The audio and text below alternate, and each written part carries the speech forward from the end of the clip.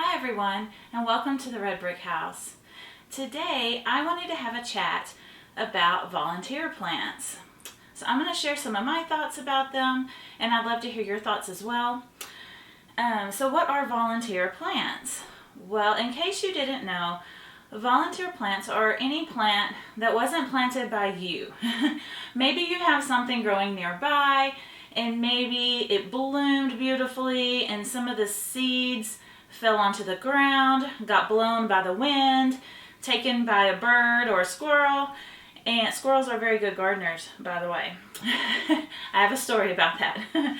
But that's how volunteer plants happen. They've been seeded out. The seeds have found their place somewhere else in your garden, and they just decided to volunteer and grow there. And so I have several of those in my butterfly garden. I think volunteer plants are wonderful. I think it's just nature's way of doing what nature does. These plants, they want to reproduce, and I think they're wonderful. They're free plants. What's better than that? Sometimes, though, they end up in the spot where you don't want them. Or you would rather them be somewhere else. Or maybe it's not a suitable place for them to grow, really. And I have a few of those, too. So in my butterfly garden, I have some fennel that seeded itself from last year across the path from where I had it last year. And I have 4 of them growing there.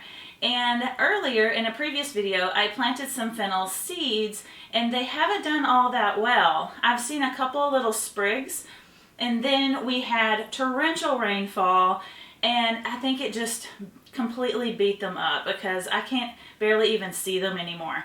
And so I have been waiting for these fennel plants to get big enough to transplant to the other side of the path where I want them to be.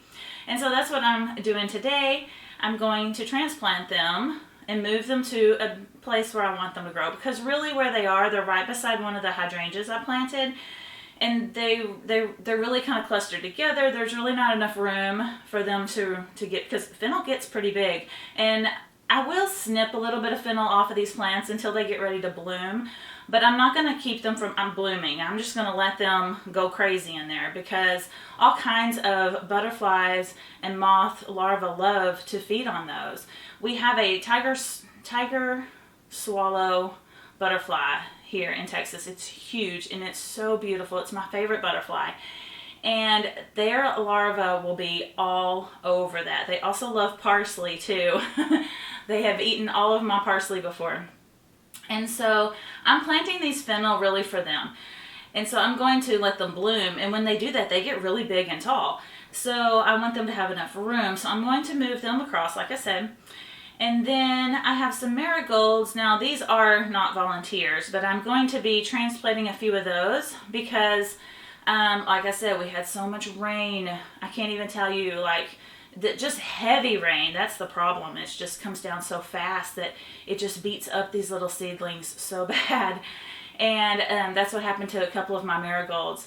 And so I'm going to move some in a cluster where I first planted the seeds. I'm going to move them over a little bit to give them more room, and hopefully they can grow there now.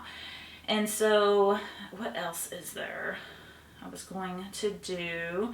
I have some impatiens. That's what it was, that I wanted to plant in the front. Now these are just for fun. They're not volunteers or have anything to do with that.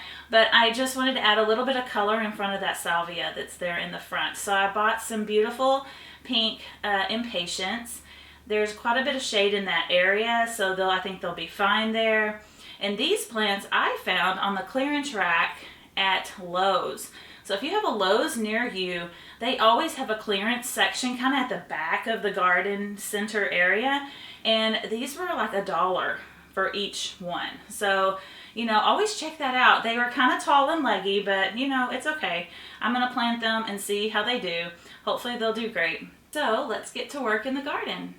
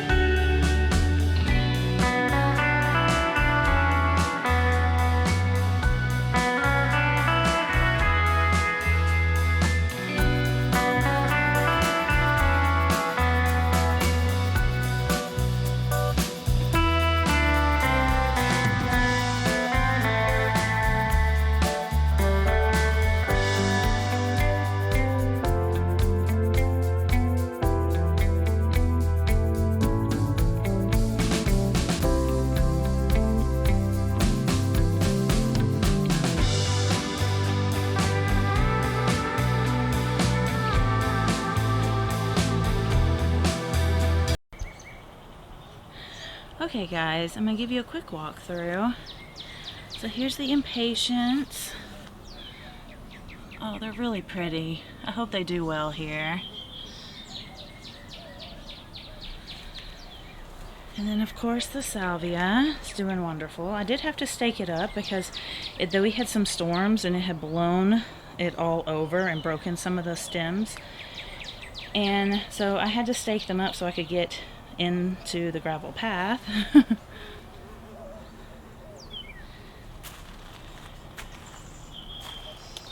here's the hydrangea. This one is like the river blue. Look at how they're changing to green now. But the foliage looks really good and healthy. I think it's going to do well in this spot.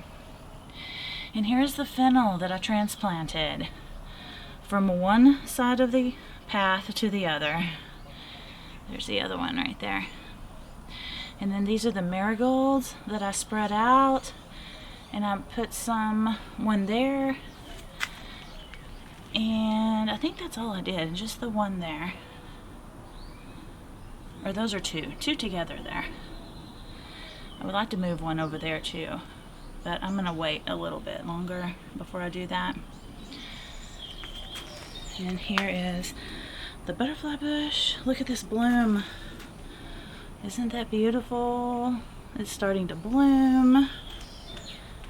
I'm so excited for that.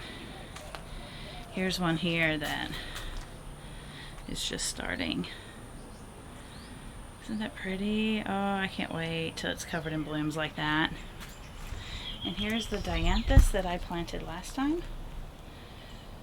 It has kind of a grassy appearance. They still haven't bloomed. These are the cheddar pinks.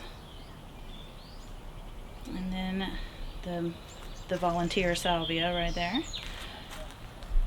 Here's the other dianthus that I've planted.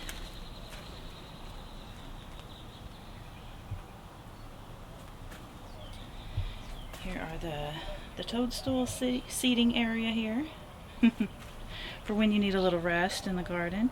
Here's the blackberry. I did not get any berries off of it this year. I don't think the flowers got pollinated. We had kind of an early spring and it bloomed really early. And the pollinators just weren't out at that time. And so I have a few zinnias, not very many. So I think I'm going to have to reseed those because I really want a bunch of zinnias through here. And then the beautiful verbena here goes all the way up to the top of my fence. It's beautiful.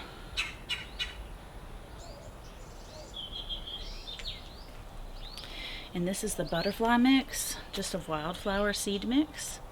There are some weeds in amongst those. But look at these volunteer morning glories. We've had morning glories before in our yard, and somehow they found their way over here. Now, because they're close to the fence, I've decided to let them be and let them grow there. So I put up some tomato cages to help them, to give them something to grow on. Now, there is a morning glory right here. I'm not going to leave that one there because it really has nowhere to climb or go, and I don't want it choking up my hydrangea there. So that one's going to move. This is where the fennel was. Where I moved it from, it was growing all right through here. There's one more back in there, but it's tiny, and I don't think it would do well if I transplanted it. Here's another volunteer salvia. And then here we are at the end, back up here to the new impatiens that I just planted. So let's take a look at those. I can hear everything buzzing around me as I'm doing this walkthrough. It's fantastic. I'm already beginning to see butterflies and bees and wasps. So here it is. Here's one view of it. So I hope you enjoyed this video. Let me know what you think about volunteer plants. Do you have any growing in your garden? And I'll see you in the next one. Bye.